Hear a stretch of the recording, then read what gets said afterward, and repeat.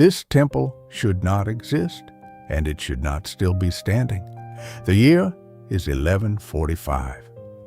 Before sunrise, before birdsong fully breaks across the jungle, before the first gold line of morning touches the horizon, Angkor Wat already waits in the dark, like something too vast to have been made by human hands. Across the still black water, 5 stone towers rise from the center of a perfectly ordered world, their silhouettes shaped like unopened lotus buds, sharp against the fading stars. Everything about this place feels impossible. The moat surrounding it is no natural lake. It is a colossal engineered barrier, cut with geometric precision, holding an island of stone at the center like the axis of a universe.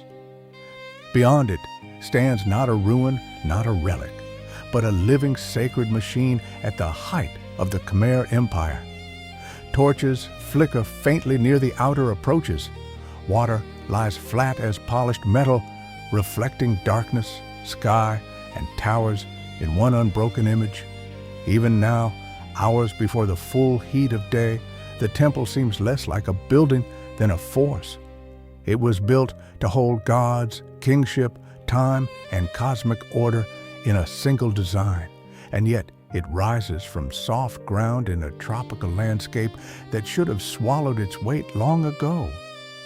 To understand Angkor Wat, you have to see it before the tourists, before the ruin, before the silence, when the city was alive and the greatest temple on earth was only beginning its day. Before sunrise, the city inside Angkor Wat is already awake.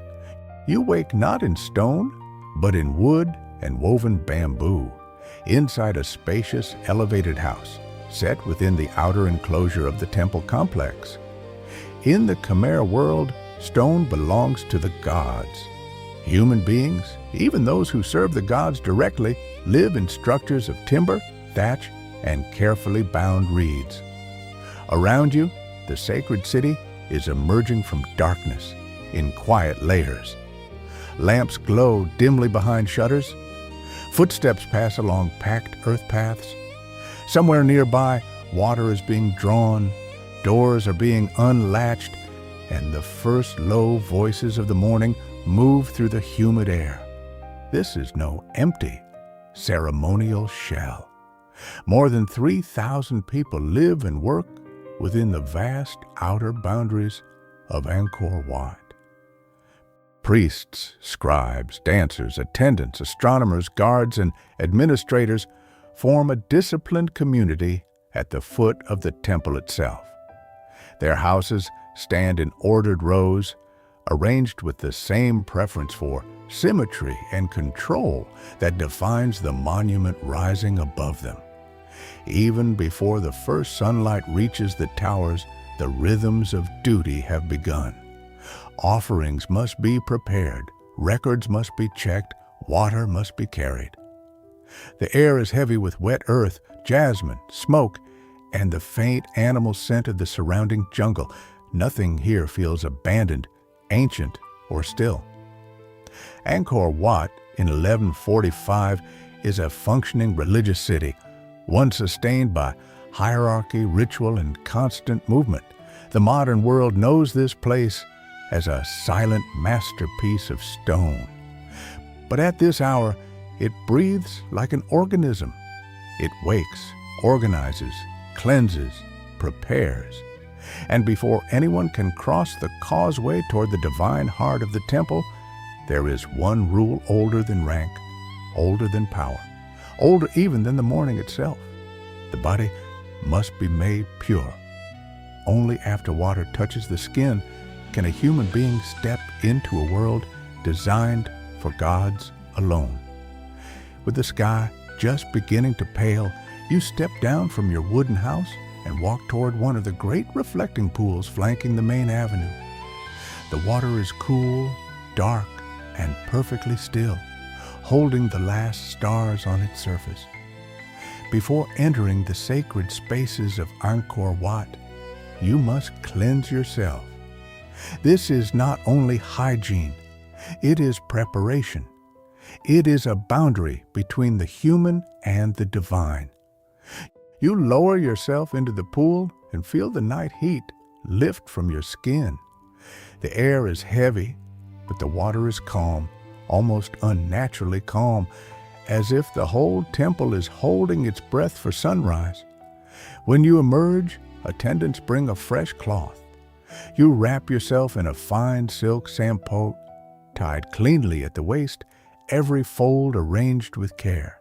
Nothing in this place is casual. Purity must be seen as well as felt. Around you, other members of the temple community are doing the same, washing, dressing, readying offerings, moving with quiet discipline through the dim blue light of early morning. Ahead, the long sandstone causeway stretches across the moat toward the western entrance, its surface still cool from the night. Then the first real light arrives. The horizon brightens. The towers sharpen. Gold begins to gather at the edges of stone. And now the temple reveals its first great mystery. Almost every major Hindu temple in the world faces east, toward the rising sun. Angkor Wat does not. It faces west. To the people here, this is no mistake. Vishnu, the deity to whom the temple is dedicated, is deeply associated with the western direction. The orientation may also carry a second meaning, linking the monument to royal death and the future resting place of King Suryavarman II. You begin walking the causeway as the sun rises behind you and ahead of you at once in reflected light, and it becomes clear that this temple was never meant to be entered casually. It was designed to lead the body through water into ritual and toward a cosmos measured in stone.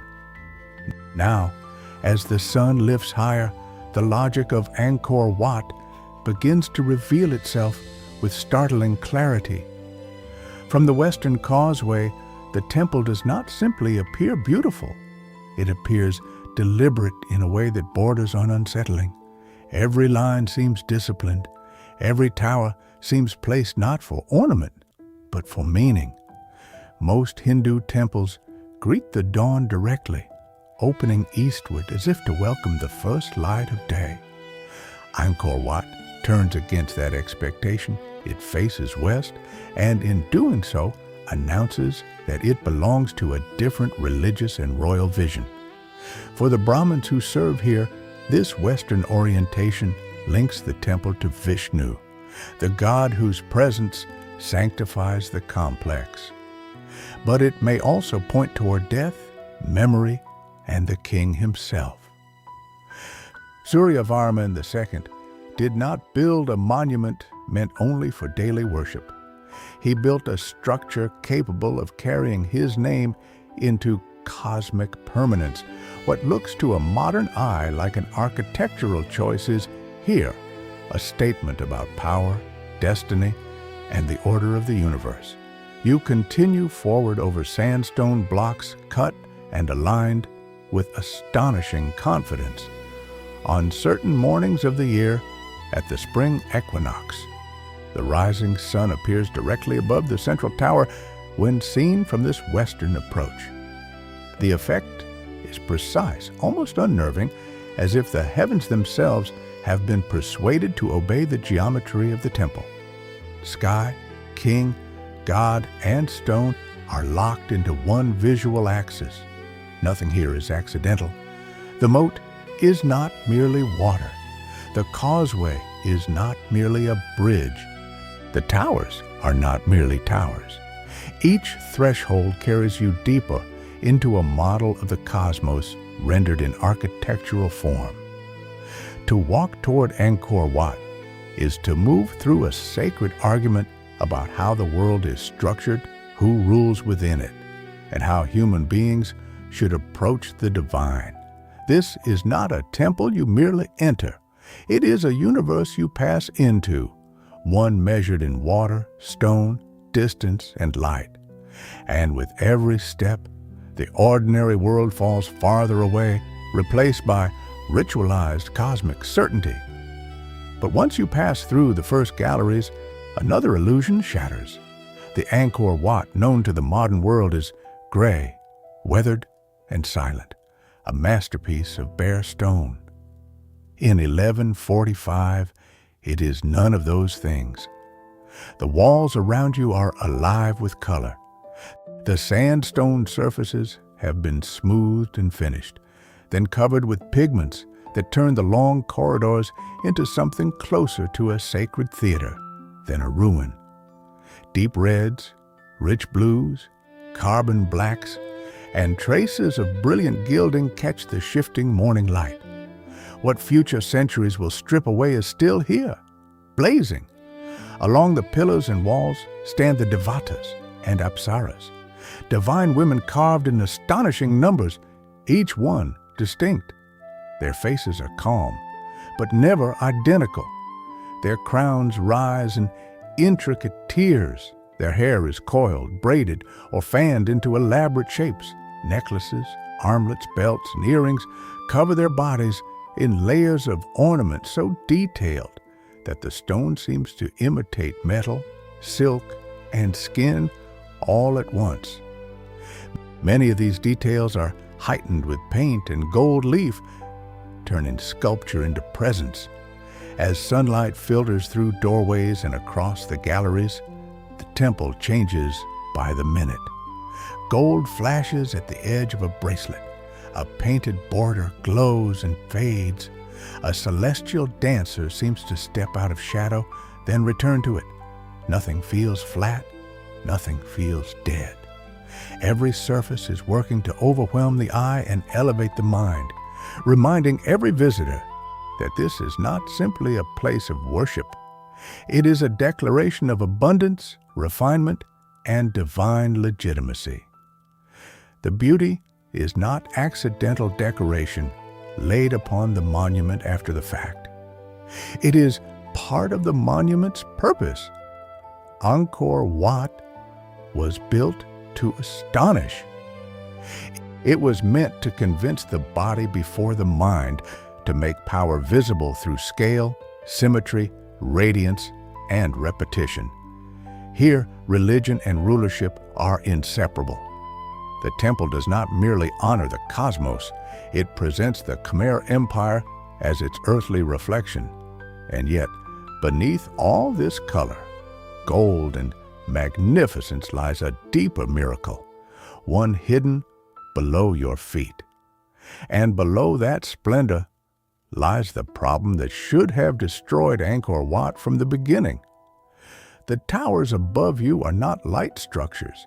They are mountains of sandstone stacked higher and heavier than the ground beneath them should ever have been able to bear. This is tropical lowland, not bedrock. Under the temple lies soft sand, moisture, and unstable earth. By every simple expectation, a monument this vast should have cracked, tilted, and sunk under its own impossible weight within years of construction. Yet it did not. The visible skin of the temple is sandstone, cut with extraordinary precision and transported from quarries near Mount Kulin, more than 20 miles away. Hidden beneath much of that elegant outer surface is laterite, a dense iron-rich material that hardens when exposed and forms a powerful structural core. But material alone does not solve the real problem. Stone can be carved, hauled, and stacked. The ground still has to hold it. That is where water becomes engineering. The vast moat surrounding Angkor Wat is not only a symbolic ocean encircling Mount Meru, it is part of the mechanism that keeps the temple alive. By holding an enormous body of water around the monument, Khmer engineers stabilized the groundwater beneath the foundations. In the monsoon season, the moat helped capture excess water and reduce sudden saturation. In the dry season, it slowed the loss of moisture from the sand below, preventing the ground from shrinking, shifting, and pulling the structure apart. The temple survives because the earth beneath it was never allowed to change too quickly. This is the deeper genius of Angkor Wat. Its builders did not fight the landscape as if it were an enemy. They studied it, redirected it, and forced it into balance. Water supports stone. Geometry disciplines swamp. Ritual rests on hydraulics. What appears to be a serene religious monument is also a calibrated machine, one that depends on pressure, storage, drainage, and control. Once you see that, Angkor Wat stops looking like a miracle built against nature. It starts looking like something even more impressive, a miracle built by understanding nature well enough to command it.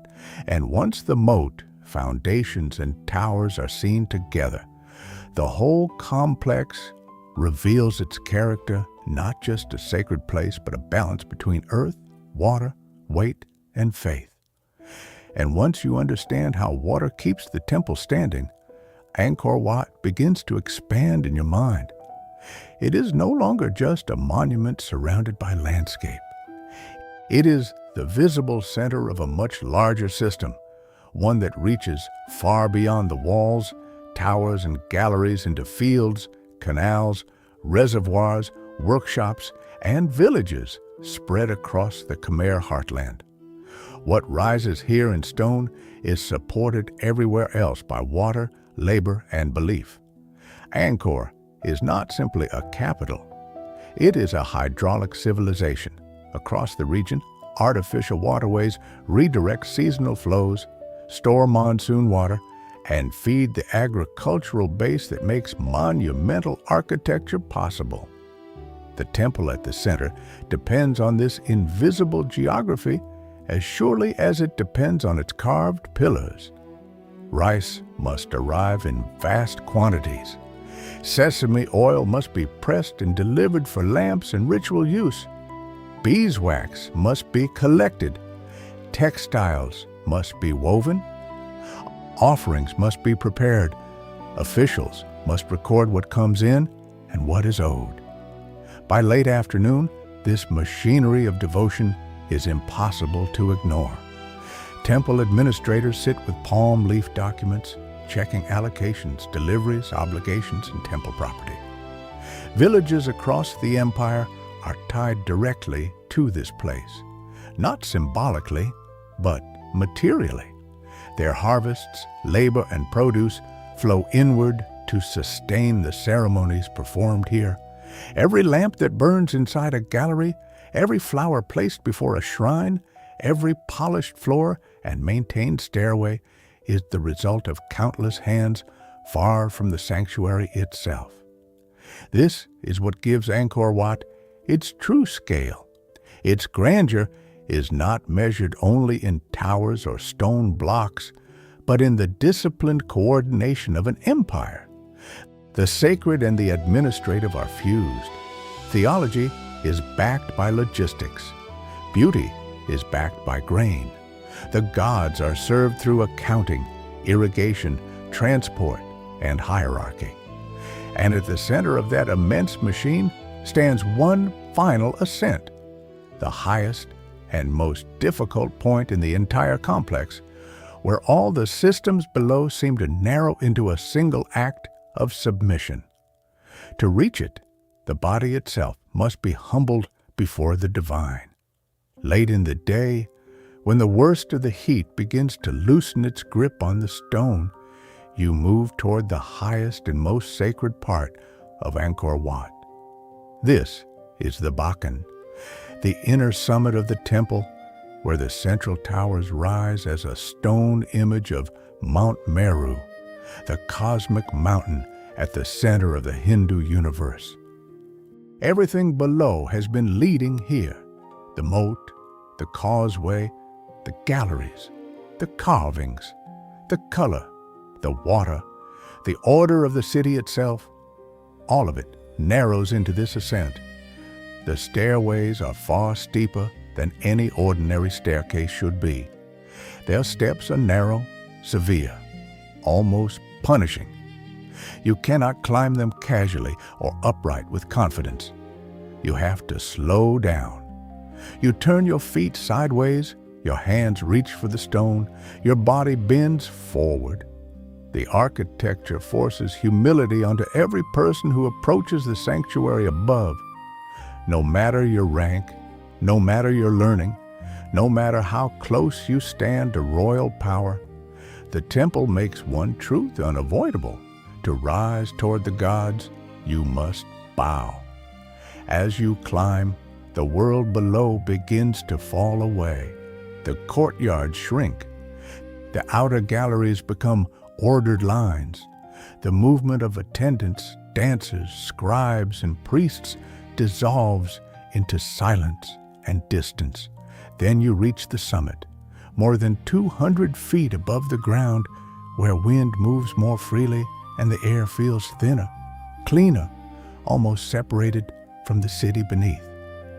Here, the temple no longer feels like a populated complex. It feels like a threshold between worlds. Inside the central shrine, the atmosphere changes again. The light is dimmer. The scent of sandalwood smoke hangs in the air beside fresh lotus blossoms and perfumed oils.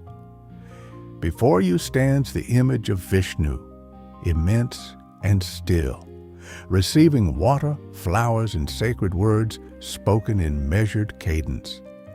Every sound feels contained, held inside stone. This is the point where water, stone, and sky meet.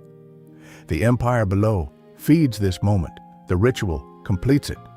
And for a brief time, standing in the high sanctuary above the jungle, it feels possible to believe that Angkor Wat is not merely representing the universe, but ruling within it. After the final offerings are completed, the summit releases you back into the life of the temple below. The sun has slipped behind the western forest, and Angkor Wat is changing again. The hard white glare of afternoon is gone. In its place comes torchlight, bronze fire, wavering reflections on water, and long shadows stretched across the courtyards. What seemed earlier like a cosmic mountain now reveals another face. It is also an institution, a treasury, a performance ground, and the administrative heart of a sacred economy. In the outer courts, temple officials gather with bundles of treated palm leaf records. By lamplight, they inspect ledgers, deliveries, obligations, and inventories tied to the temple's daily function. Surrounding villages do not honor Angkor Wat only with devotion. They sustain it with material force. Rice arrives in immense quantities. Sesame oil is stored for lamps and ritual use. Beeswax is counted carefully. Cloth, flowers, incense, timber, and labor all move through the system. Every sacred act performed here depends on planning, transport, and record-keeping as much as prayer. Yet the evening is not only bureaucratic, it is alive with ceremony and controlled beauty. Bronze bells ring in slow patterns through the darkening air. Wooden drums answer from deeper within the enclosure.